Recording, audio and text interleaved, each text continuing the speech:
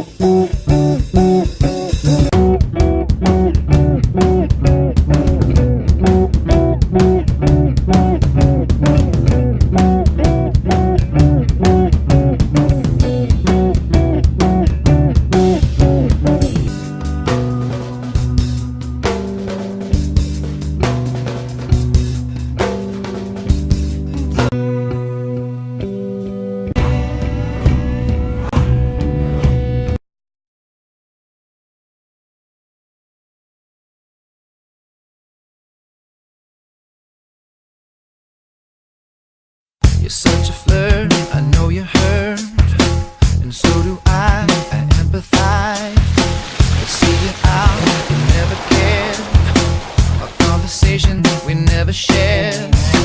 And this is Killer Kyle, and I really enjoy moving the camera on different angles. I think this might be the best one. Unfortunately, we don't have money for a green screen effect, so this actually is pretty good. I mean, your Metallica poster and the Slayer album cover isn't bad. Right on. Yeah. Hell yeah. I mean, this does work because we're a little closer to Matt's desk, and at least this way there's a little more distance, and don't have to worry about bumping into each other, bumping into the desk, bumping the desk and moving the camera, whatever. Yeah, for sure. So, if you don't know the title, we're going to talk about Bash of the Beach 1996, of course. We watched it last year. Right. And we did do Halloween Havoc 96. Yes. And I did say, in fact, that we were going to do Bash of the Beach 1996. Unfortunately, things happen, and, well, I'm alive. Yeah. So, yeah, basically, that's what we're doing today, Bash of the Beach 1996. Yeah, this was the event that really started changing the pro wrestling business.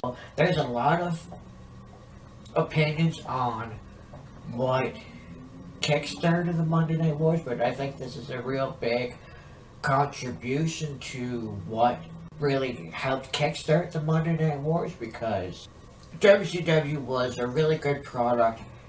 They were off and running and excelling at pretty much anything they did, and when what we're going to talk about a little later happened, that's when you knew, like, okay, WCW is going the next level, going for a more edgy, different look at what to do as far as a professional wrestling company, and then, of course, WWE had to step up their game to kind of keep up, or attempt to keep up, with WCW, and yeah. Well, I think, too, is 1996 was not, well, I mean, I hadn't watched WWF in a long time. I think probably late 94, it was the last time I saw it, so the only thing that I really did see in 96 was the Triple H vignettes, or Hunter Hearst Helmsley Yeah. vignettes, and the Ultimate Warrior coming back, and then Yokozuna getting his leg broken by Big Van Vader. See, there's another WCW guy that came over to WWF. Yeah. But I mean, And see, that was the thing. Late 90s, early 2000s was there was a lot of guys that left WWE and went to WCW. A lot of guys leaving WCW and coming to WWE.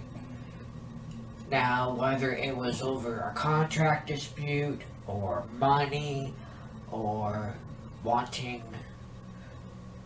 less TV time, less time on the road, more time on the road, more time on TV, whatever the case may be, they did what they did. well, the story goes is that I think Hall went to Nash and said, "I'm getting paid this much, or you're getting paid this much," and Nash is like, "Well, no, you got to go talk to McMahon." So I guess they asked for their release, and then the rest is history. Well, half of that is true. Okay. Not all of that is true. Because Hall and Nash got contracts, or like were in talks with Eric, and to go into WCW, and they found out how much money they were going to be getting if they went to WCW, and they went to Vince and was like, "Hey, we don't want to leave, but if you can match this amount or do better than that, we'll stay." And Vince just went, "I can't. There's no way I can do that, because if I do it for you guys, then Triple H is going to want more money, Undertaker's going to want more money, Jeff Jarrett's going to want more money, Yokozuna's going to want more money, the Nation of Domination's going to want more money, the Nation of Doom's going to want more money, Ultimate Warrior's going to want more money, etc., etc." Yeah, you're probably gonna debunk what I'm gonna say, but I can't see why he couldn't do that. I think if the times were different, Yeah. and he had a maybe, I don't think it was necessarily a money issue with the company. It was just the way things were for WWE in that period of time. I mean, I would think if you want to keep your employees happy, then you would pay them. If you have the money, let's say. If you don't have the money, then you can't pay them more. But as I understand it, Vince, at that time, was a billionaire. Right. So there's no goddamn reason why he couldn't pay them more money. That way, you would have kept Hall and Nash, you would have kept Bret Hart, you would have kept, well, hell, I mean, Hogan was a different time. Yeah. I don't really think necessarily the fact that it was he didn't have the money to pay them. I just think it's like I said, if he had of gave Hall and Nash more money, then or other superstars are like, "Hey, you gave Hall and Nash a raise, I want a raise," and so on and so forth down the line. People going to Vince and be like, "Hey, I want my money," or, you know, "I'm not working," or, you know, "I want more money, I want more money, I want more money." And Yeah, I see. like, I'm sure he would have done it if he wasn't worried about, like, if he had been able to just give Hall and Nash more money, like a pay raise, so to speak, to stay with WWE and get away with it, he for sure would have. Sure. But I think because he was so worried about backlash from other wrestlers being like, "Hey, you gave Hall and Nash a pay raise, I want one too." And then you gotta go through all your superstars. The women probably would have wanted more money too, and it just would have been a snowball effect, and I get it. it just wouldn't have been a very good situation. And so, unfortunately, Hall and Nash were like, "Well, if you're not going to give us more money, then we'll go to where there is money." Yeah. And And, you know, you wouldn't have what you would have eventually, so... So, first match is Jim Powers against Hugh Morris. Well, that's a name we talked about many times. Because Jack Powers was in WWF for a while Yes. as a jobber. Now he's in WCW here. Yeah. And of course, Hugh Morris is fucking Bill DeMott. Yes.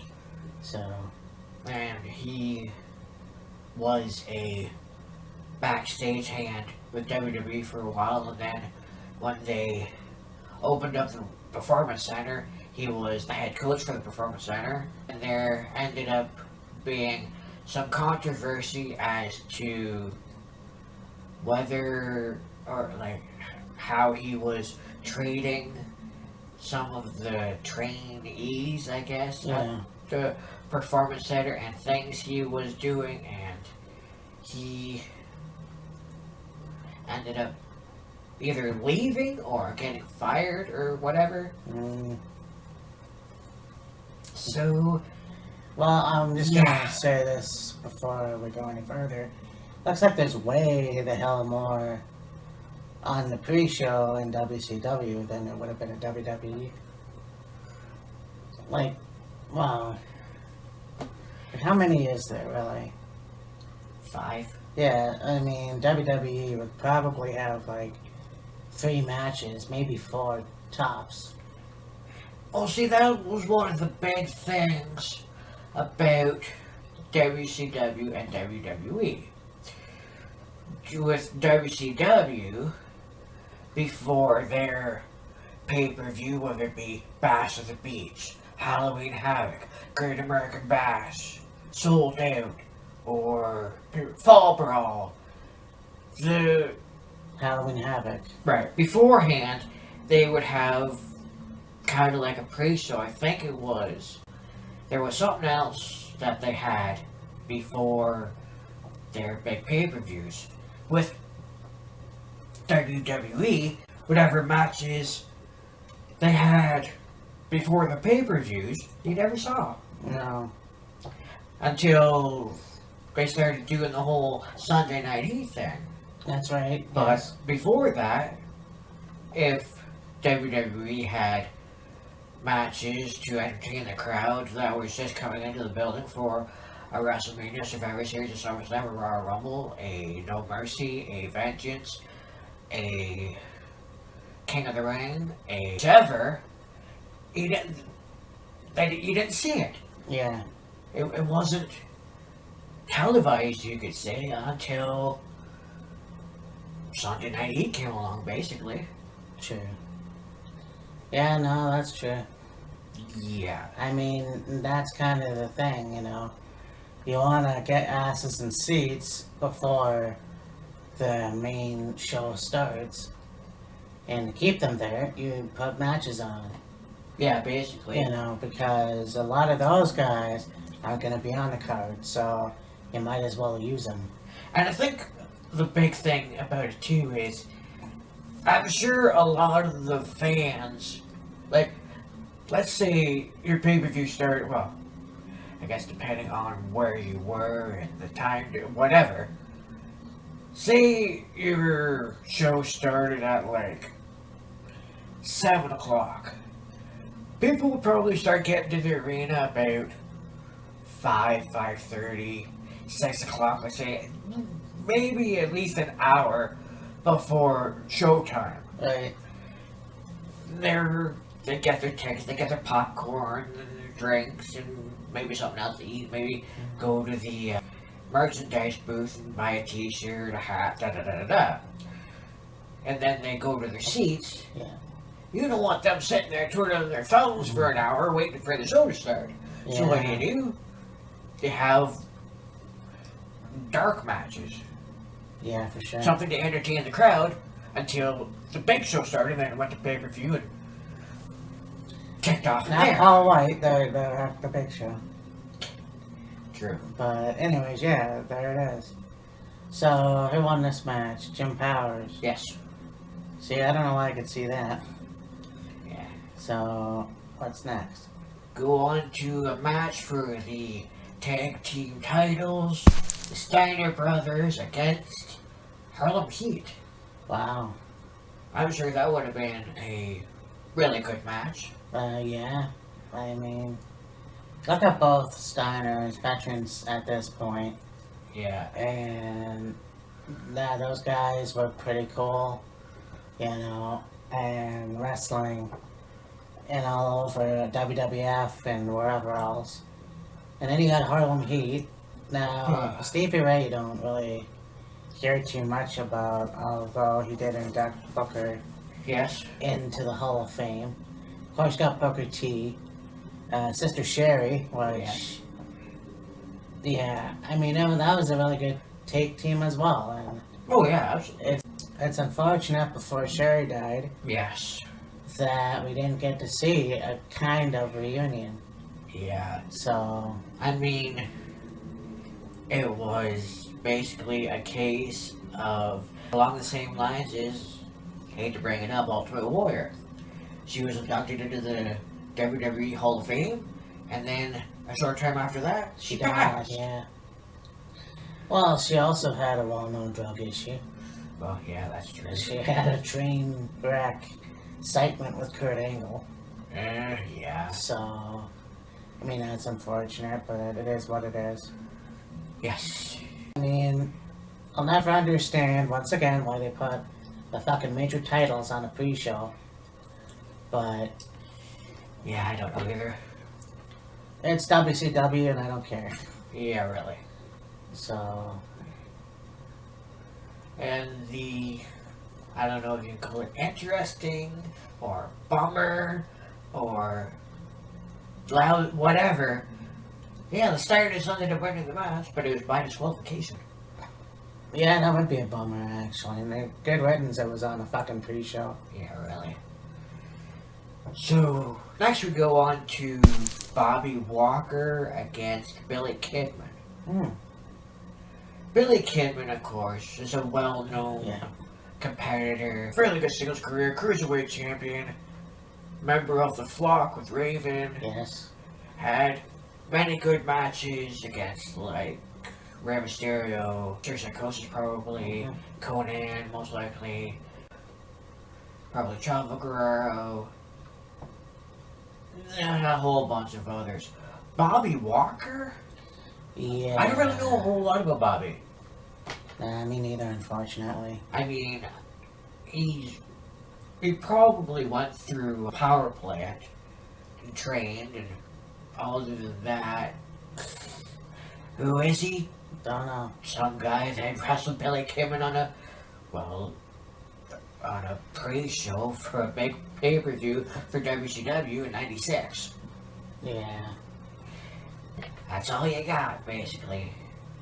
But the interesting thing is, Bobby Walker ended up winning. Yeah, for sure. That was... And again, like, you don't know who Bobby Walker is, I don't know who Bobby Walker is. Right. So, I mean, it's kind of weird. I don't know where he went from there, but... Yeah, I don't know either. And then it's kind of a shame that Billy Kidman's career ended.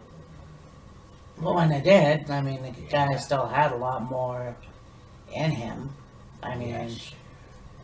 I don't remember too much of the WWF stuff, Right. although he was in the Invasion. Yes. He did have a thing with Troy Wilson. Yes. He injured Paul London. I don't know if that was kayfabe or not, but there it is, the Shooting Star Press, and now he's a free, not a free, he's an agent, road agent. Yeah. He's a road agent, and I believe he's also a producer for WWE. Yeah. And next we go on to a match with probably one of the most legendary tag teams there is. The Rock and Roll Express, Oh, Ricky yeah. and Robert against the team of Fire and Ice, Scott Norton and Ice Train. Mm. Of course, Scott Norton later joined the NWO. Yeah. Way before that, he in a tag team. I can't remember what his partner's name was, but I think they were called the Lumberjacks or something like that. Oh. Yeah. Yeah, I mean, Rock and Roll Express were inducted into the Hall of Fame Yes. 2 years ago, I guess now. Yeah. And yeah, I mean, the team that you didn't hear too much about in WWF, but WCW, AWA, I think it's AWA, Smoky Mountain Wrestling, Right. you know, a team that should deserve that notoriety. Oh, absolutely, 100%. Yeah. Now, they probably could have been inducted earlier, but at the same time, when you've had as long of a career as the Rock and Roll Express has, or has had, whichever, however you want to put Yeah. that, it was a matter of time. However you want to dispute that, they're in the Hall of Fame.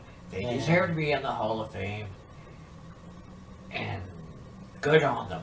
Well, I mean, yeah, it is kind of a shame, but at the same time, you have earlier as probably the second Hall of Fame when you had Jimmy Valiant and his brother inducted into the Hall of Fame, Right, yes, yes. and you're like, yeah, I don't know if they could have had more older guys, but I guess they did. I'm not even sure what I'm saying anymore.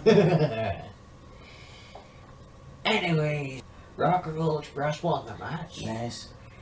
And we go on to a match with Eddie Guerrero and Lord Steven Regal. Oh wow, that would have been something. Yeah. And it's kind of, well, it's not funny, but both in their drug problems and shit. Yeah. But think about it too. We just talked about in our Facebook chat Yes. a match between Alberto Carrillo and the Irishman Jordan Devlin, Yes. and those two different styles of those guys. And I can imagine Eddie versus William. Oh yeah, that match was one of those matches. Like I said when we did our Facebook live stream, one of those things where it was a clash of styles. Now with the Worlds Collide tournament, you got 205 and NXT, NXT and NXT UK, 205 and NXT UK, whatever. This was the Lucha Libre style against the UK Strong style, you Yeah. could say. I could say, yeah. Oh, but a big part of that was William Regal, Steven Regal, had a very technical style. He was reminiscent, well, to another wrestler and a current wrestler come to mind. Well, there's, I guess, a whole bunch of wrestlers that probably come to mind when you talk about tactical styles as far as the UK goes. But Steve Regal, his ring style reminds me of like Nigel McGuinness or Yeah. Zach Gibson or maybe hell the current United Kingdom champion Pete Dunne. Yeah, exactly. You know? Yeah, it was definitely vicious in the ring. And, you know, look no further than his matches with Finn Finlay. Oh yeah, man. Shit. Whenever those two were in a ring together, ring the bell and get out of the way. Oh, yeah. Because they weren't holding back on each other. No, you got the Irishman versus the Englishman, and if you know your history, fuck, you know. Yeah. But it's funny because you and I were watching a video on YouTube. It was a conversation between Stone Cold Steve Austin and William Regal, and he was talking about his early days of training in wrestling and his first time meeting Fit Finlay Mm-hmm. and watching Finlay in the ring, and he's just brutalizing these young guys and beating them up and bloodying them and torturing them and all this other stuff. But yet, when it came for Regal to get in the ring with Finlay, Finlay would get in some shots on him. But then when it came time for Regal to get a comeback, you could say, Finlay basically had no problem selling, you could say. True.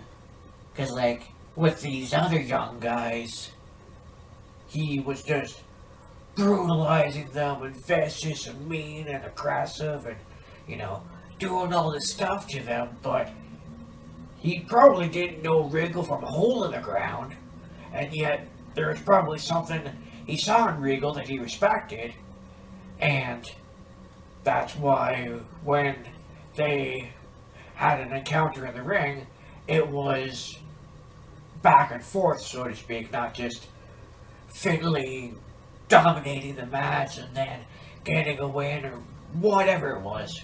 Right. One match in particular that comes to mind when it came to Regal and Finlay was, I think it was a pay-per-view. I can't remember where they were, or maybe it was Monday Nitro, and they were outside, and they were surrounded by a bunch of vehicles, like you see in WWE with like Ken Shamrock and somebody. Oh yeah. And they beat the crap out of each other. Jeez. Just brutalized each other. And it was one of those things where it was so different and so out of the ordinary for wrestling at that period of time. Right. You just couldn't help but get invested in the match. Well, match, so to speak. But yeah, anytime Finlay and Regal got in the ring with each other, they went all out, didn't hold back a damn thing. No, they beat the piss out of each other. That's exactly what you want to see. I mean, the European style of wrestling. Yes. But back to this match. Here won. Eddie Guerrero won the match, which, you know, it's too bad we can't find videos on this. I tried finding highlights on YouTube because I can usually find it for WWE, but I have no idea where it is. Yeah. Got other Bash at the Beaches, so. Anyways. Next we go on to, I would say, is probably one of the most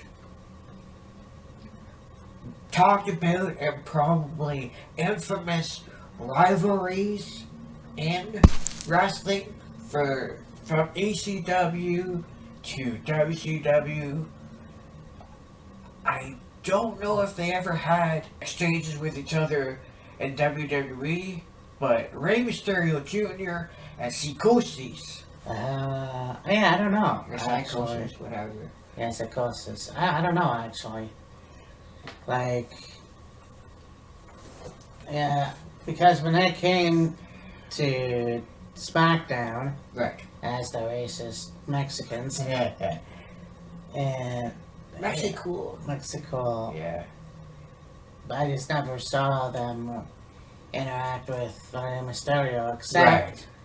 there was a point where you had, it was Ray and Nadia, and I think it could have been Juventud or somebody, and they were all speaking Spanish, and I was like, oh hey, when did the Spanish channel come in? Yeah, exactly. But yeah, I mean, I don't know if they came across paths in WWF. Probably, maybe CMLL or AAA, Possibly, but yeah. I'm not quite sure. But you go back and look at matches these guys had against each other, well, in WCW or even ECW, they had a hell of a rivalry. Oh god, yeah. And it was one of those things where you got two luchadors Yes. in the ring, and they would just kind of like William Regal and Fit Finlay, but not as physical. They would just go all out. Oh yeah. High flying, hurricanranas, and arm drags, and head scissors takedowns, and whatever else. And it was amazing to watch. Oh yeah. And Psychosis was on one handsome devil, wasn't he? That's a fucking joke. Yes, I know. Anyways, Ray won the match. And next we go on to, here's the next 3 matches here are doozies, let's say. First of all, we got a Carson City Silver Dollar match between John Tenta and Big Bubba. Oh wow. Of course, John Tenta, better known as Earthquake, or Shark, or Avalanche. Hogan. Yes. And of course, Big Bubba is probably best known as Big Boss Man. Yes. But now that I'm gonna have to see. Oh yeah, absolutely. I mean, shit. That's cool though. Like, Yeah. I mean, those two probably did wrestle each other in WWF. I'm sure of it, but I mean, wow. Yeah, for sure. And 2 good sumo. Well, one sumo, and then there's Big Boss Man, Right. who isn't as big, but you know. Yeah. I think that it's unfortunate that they're no longer with us because Oh, yes, just absolutely. imagine what more they can do. Yeah, Yeah. I know. I mean, Fred doesn't wrestle no more either, so True. there it is. Yes. Yeah. I'm not exactly sure what the rules were to this Carson City Silver Dollar match, but nevertheless, there it is, Yeah. and John Tenta ended up winning. Awesome. Next, we go on to a taped fist match Mm. between Diamond Dallas Page and Hacksaw Jim Duggan. Oh boy. Yeah. Yeah, it's kind of a shame that they got a lot of stars who aren't on the main card. Yeah. Well, that's just kind of weird, but there it is, Diamond Dallas Page. Uh-huh. So I don't know what the rules of this match was, although they, taped their fists or whatever. You tape up your fist and beat the crap out of each other. Pretty much, yeah. I guess. I mean, this is almost reminiscent of a match between Axel and Ian Rotten. Yes. Only thing is, Axel and Ian went the extra mile, and not only did they tape their fist, they dipped their fist in glue, and then dipped their fist in broken glass. Yeah. Yeah, that says it all. Anyways, nevertheless, DDP ended up winning this match, which is okay, interesting. Hmm. And lastly, of the trio of insane matches, you could say, a double dog collar match between the Nasty Boys and Public Enemy. Holy shit. We talked about this last time, or the time before, where we talked about the dog collar match with Valentine and Piper. And, Oh yeah. Piper saying that they don't want to do this match anymore or whatever. Yeah, for good Yeah. goddamn reason too. Yeah, but holy shit. The Nasty Boys and Public Enemy. Like these 2 big guys. Well, these 4 big guys. Four big guys. Just pounding it, like beating each other up, and Oh yeah. it's crazy. I'm sure whatever they could think of to do using those chains on the dog collars, the imagination, the sky's the limit. Oh, I'm Let's pretty say. sure it would have been a bloody, Oh, bloody, Contest. brutal, yeah. physical brawl. There's no sugarcoating anything. No, It's a brawl. The Nasty Boys, probably, I saw maybe a few matches in WCW, and they've had some really good ones. Right. So, anyhow. Yeah. The Nasty Boys won this match. Oh, wow. So, Yeah, that's pretty cool. yeah, very good. Yeah. Yeah. Very rarely did you ever see dog collar matches in wrestling, and for good reason. Oh, yeah, for sure. Anyways, we move on to a singles match for the WCW Cruiserweight Championship between Dean Malenko and Disco Inferno. Wow. Yeah. Yeah, like when, Dean Malenko is an agent in WWE now. Right. Disco Inferno, we saw him recently, last year, at the Gravy Train. Gravy. He liked Gravy Train Turkey Trot. Yes. And so he was there for a bit there. I mean, he still looks good for his age. Oh, yeah, absolutely. And I'm pretty sure he could still wrestle, but I'm not sure why he's not. But, Yeah, who knows? I mean, at the time, the gimmick was weird, but I mean, there Yeah. it is. I mean, it's better than Mike Awesome's gimmick. Yeah. Hey, it's that 70s guy. Sorry, Mike. Yeah. Anyway. Yeah. Dean Malenko was the champion and he retained against the Disco Inferno. Of course. A man with 1,000 holds. Yeah. Yeah. Need we say more?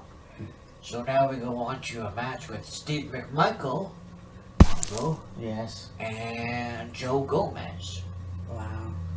Of course, I'm sure a lot of people will remember Steve McMichael from his time in WCW, member of the Four Horsemen, one of the most, you could say, polarizing figures in wrestling, Yeah. even though he had a fairly short career, Yeah. nevertheless. And if you the did, Black Chihuahua. yes, the Chihuahua, of course.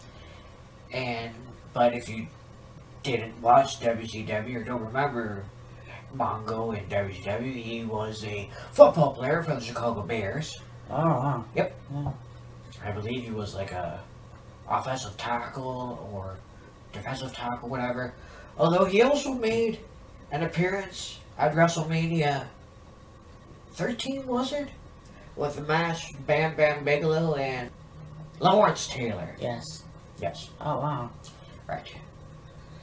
And like the match we talked about with was it Bobby Walker and Billy Kidman. I don't really know a whole lot about Bobby Walker. It's the same with this Joe Gomez guy. Don't know a lot about him. No, they both have long hair. That's basically it. Yeah. Wow. Long dark hair. One's Mexican, maybe. The other one's, I don't know, Mongolian, maybe. I don't know. But Really? speculation here, dude. I don't know the ethnic background of Mongo. Well, I don't know Mongo either. I didn't think he was Mongolian, but the fact is, and here's the thing I thought of too, thinking that a long time ago he was related to Frankie Kazarian. Right, yes. But anyhow, this was a good match from what I remember watching. Yes. Yeah. I'm sure there is probably a reason why Steve McMichael had the nickname Mongo. Yeah. Why? Oh, we'll find out probably. Yeah. Anyway. Yeah. Oh, yeah. A little side note here. Accompanying Steve to the ring was Queen Deborah. Oh, wow. Of course, she spent some time in WCW and in WWE. Right, yes. She, of course, was with Jeff Steve Jarrett. McMichael. Oh, yeah. And then later went on to Jeff Jarrett. I'm married to Steve Austin. And then go to WWE and was aligned with Austin and yeah, there it is. Yeah. Next we go on to a match for the WCW United States Heavyweight Championship between Ric Flair and Conan. Yep. Hasta la muerte. Yes, pues. Yeah, and it's funny. It's because you have Miss Elizabeth and Woman Yes. in the corner of Ric Flair, Yes. and of course Conan, who. No, it's kind of cool to see a young Conan. Yeah. I mean, this is way before he joined the NWO, a years or so, whatever. Yeah, a year or two at least. But there's a guy that came from Mexico, went to WWF, was Max Moon for a while, Yes, yes. which I don't understand that, but I don't understand it either.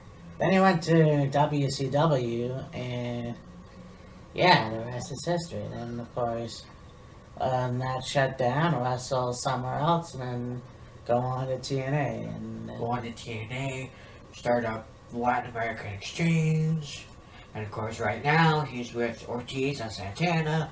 Of course, when LAX first came to be, it was, of course, Homicide and Hernandez. yes, And Conan also spent a little bit of time in Lucha Underground.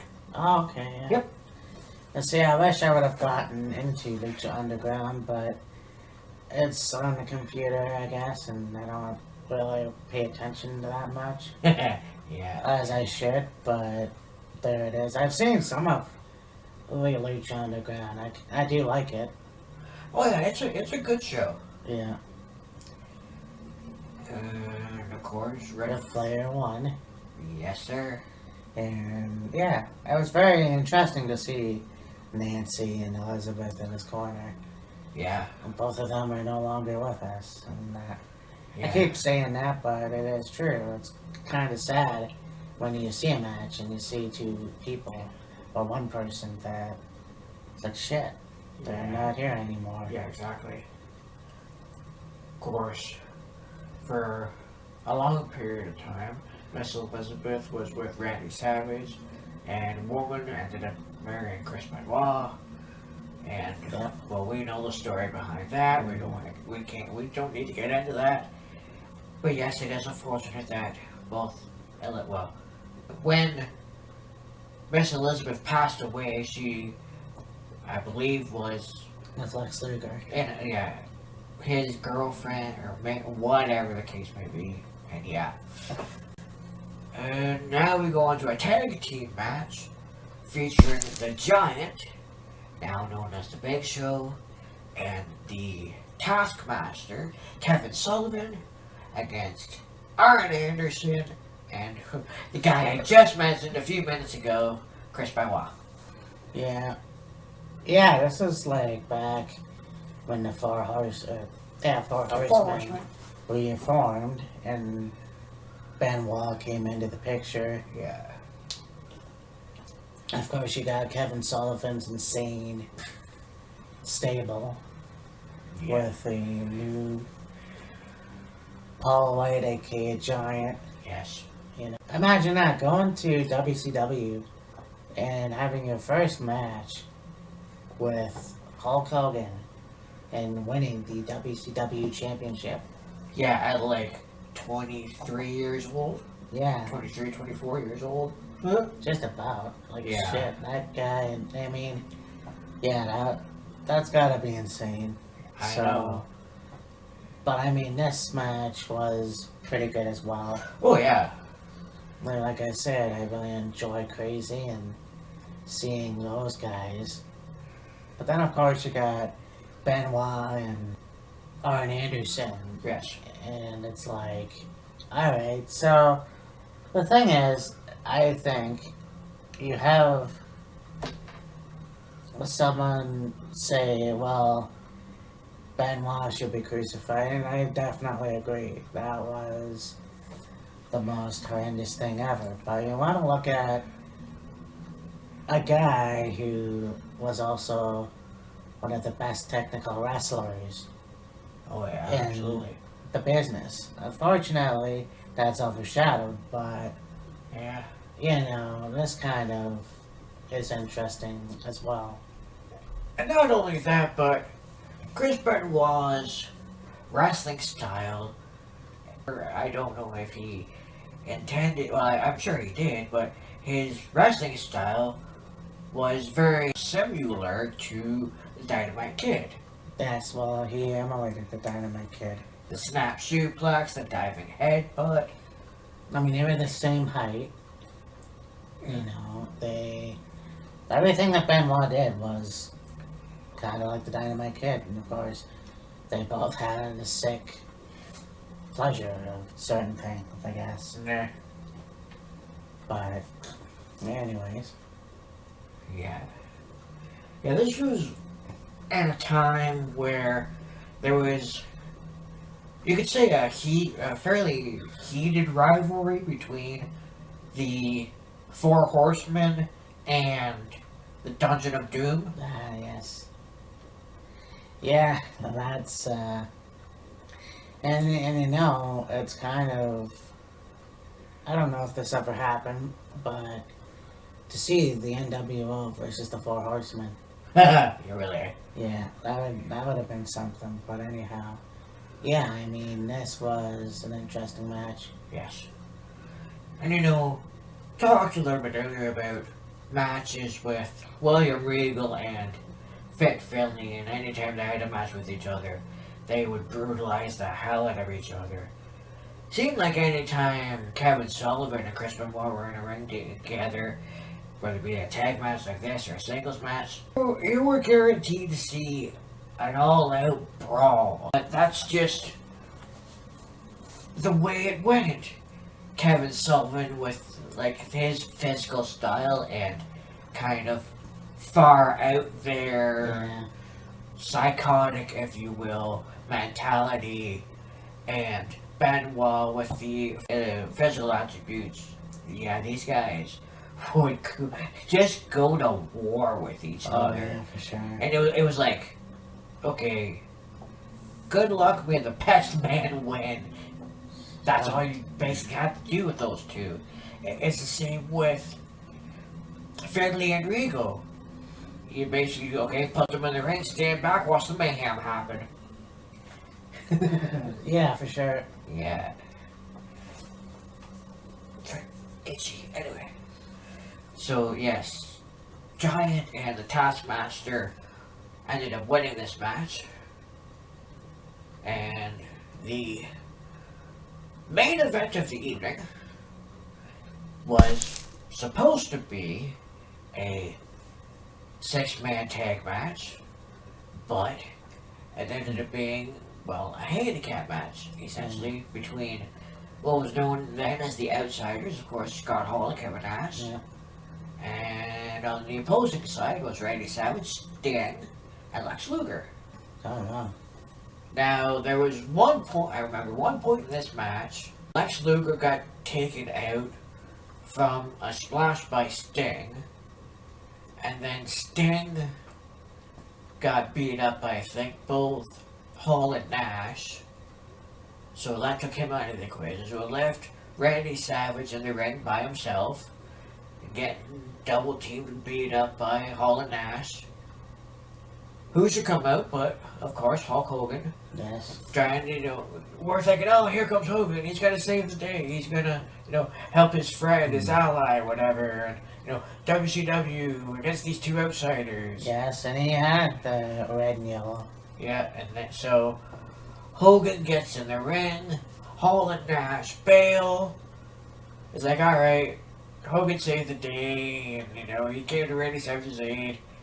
Lo and behold, Hogan turns around, drops a leg on Savage, does it at least 2 or 3 more times, and then we got a promo cut by Hogan that was actually fairly decent, and the NWO is born. Yeah, and I mean, the shit that was thrown in. Oh yeah, they didn't hold back. You got cans, you got whatever, and The cups and soda drinks, I'm sure. Hot dog wrappers, Yeah. and cups, and yeah, whatever else. and you got, one hitting Gene in the nose, Yeah. and of course, I mean the birth of NWO. And what was interesting about this though is you had Hall and Nash and Red attire, sort of. Yeah. So you thought, okay, so that's interesting. But they always had that, you know. But yeah, you would have thought Hogan. And there was a thing where Sting was supposed to be the third man. Yeah. And that somehow failed. Yeah, I think it was like Sting didn't want to do it or something like that, so I guess they talked to Hogan, or Hogan went to them and was like, hell, I'll do it. Give my, turn my career in a different direction and, not be the hero to little kids and, adults looking up to me and everything, be a bad guy and, be hated and all this other stuff. And I mean, hell, it worked until the NWO got too big for itself and it flopped. But up until that point in time, it worked out really well. I mean, hell, Hogan ended up with the WCW Heavyweight Championship twice, I think, or maybe 3 times, something like that. But yeah. I mean, well, and here's the thing, too, is that you look and you think, okay, so WCW might have boosted its ratings. Yes. And it didn't, and I'm pretty sure it did. Right. And so you have that. But you look at years later in WWE Uh-huh. and see kind of sort of the same thing with Vince and Austin. Yeah. So, I mean, there's that. But you look at Hogan and you think, okay, so he started his career in '79 as the heel Right. with Freddie Blassie, and Yes. then eventually going against the Sheik and becoming the WWF champion. And then, of course, being a good guy for a very long time, it made sense to, hey, I'm going to a different company, so why not turn heel? I think that was a good idea. Yeah. But I mean, a lot of people didn't like it. That's fair. Those people who grew up in the 80s Yeah. kind of wanted to see the red and yellow back. Yeah. It's just kind of a cool thing to have Hogan switch hands Oh yeah, absolutely. and be the black and white. Yeah. I didn't really care for the dyed beard, but Yeah. whatever. Yeah, I mean, the dark beard with the still blonde yellow mustache, I mean, kinda worked. Sort of. It went well with the character. It looked okay. Not really the best option to go with as far as facial hair goes, but I mean, to each his own. Yeah. And then, of course, they get the stuff in TNA. Yeah. I don't think he's very, I wouldn't be proud of it either, but, Yeah, I think this was a good review, talking about Bash at the Beach 1996. Right. And, like I said, it's too bad that we didn't do it right after Halloween Havoc 96, but Yeah. that was the plan. I thought, we were gonna do WCW things, I guess, but there it is. Right. So next week, of course, was Elimination Chamber. Right. So we're gonna do that. I think that's gonna be awesome. Uh-huh. Anyhow, so yeah, there's not really much else for me to say. Bash on the Beach, 96. Certainly a memorable night in the history of wrestling, sports entertainment. The night Hogan turned heel, Yeah, and definitely will go down as in the annals of time as one of the most talked about moments in wrestling. Not only that, but of course, you've got that period of time in '02, I believe it was '02 or '03, and of course one of the most talked about matches I think in Hogan's career, WrestleMania 18, him 2002, and yes. Rock. So Yeah, in Toronto. Yeah. One of, yeah, and you know, it was funny. I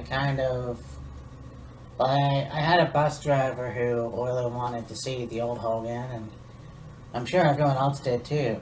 I mean, think about it. You have the guy that wrestled in the main event in WrestleMania 6 Yes. in Toronto. What it would have been fitting to see NWO Hogan go back to being a face, and how much it worked. And I Yeah. think it worked great. Of course, politics happened and whatever. Hogan was WWF champion, or WWE champion, Right. and then losing it to Taker. Fuck you, Vince. So there's that. And you know, it was interesting because Vince brought in the NWO into WWE just to kind of change things up a little bit, if you will.